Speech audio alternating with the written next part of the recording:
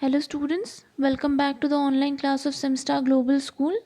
Myself Pratima Singh, and today we are going to continue the chapter, that is chapter 14 of Geography, the globe, latitudes and longitudes. This is the third part of the chapter. So before starting the new topic, we will just recall the things that we have studied in the previous video. So in the previous video, we came to know about the climate zones of the earth, or we can also say the heat zones of the earth, which is of three types: torrid zone, temperate zone and frigid zone.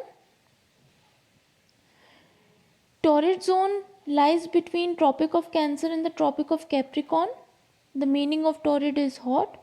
So the regions that lie between the Tropic of Cancer and the Tropic of Capricorn are the hottest regions of the earth.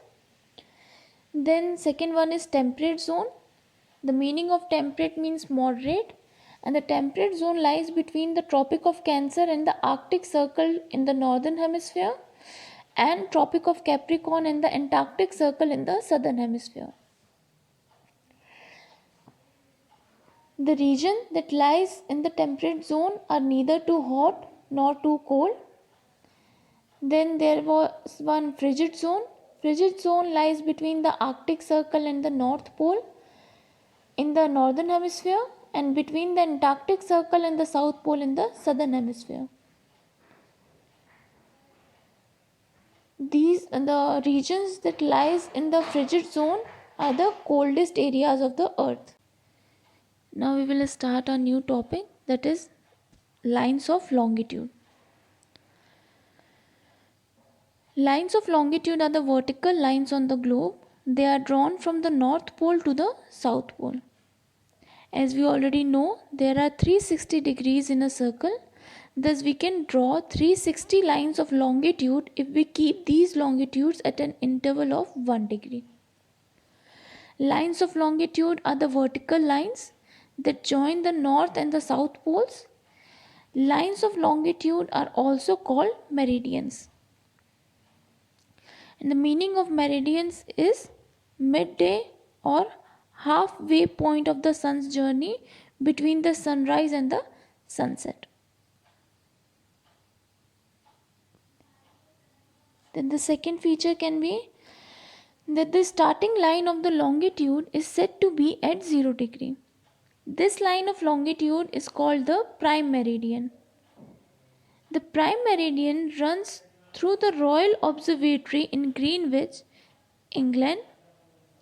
Other meridians are either east of prime meridian or on the west of it.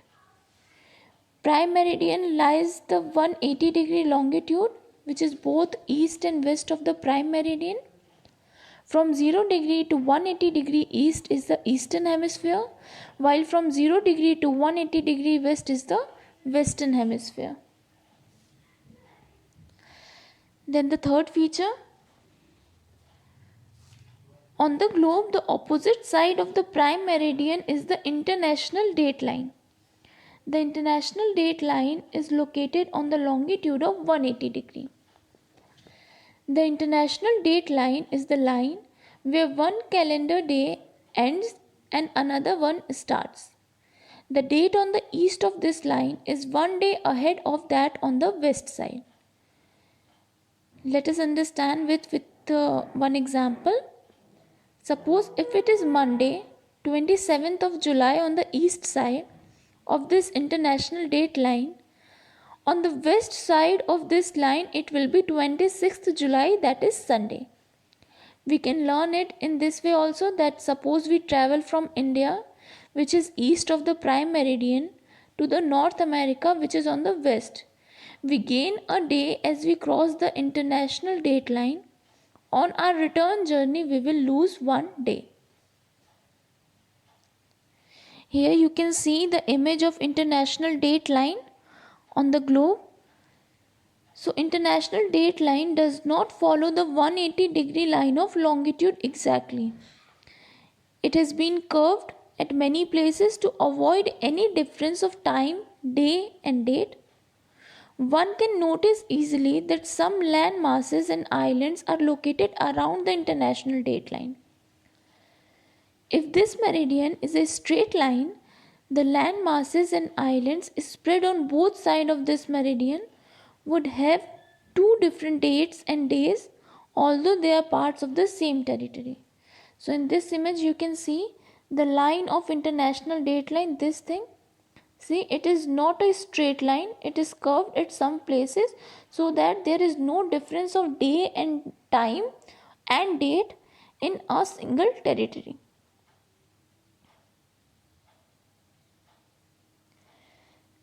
So we will understand the fourth feature with this image, that this line, it is at the 0 degree, it is known as 180 degree meridian. So because of this line, it is at 0 degree, so it is not denoted with east or west because it is at the center and it divides the earth or the globe in two equal halves. So all lines of longitude coverage or meet at the two poles.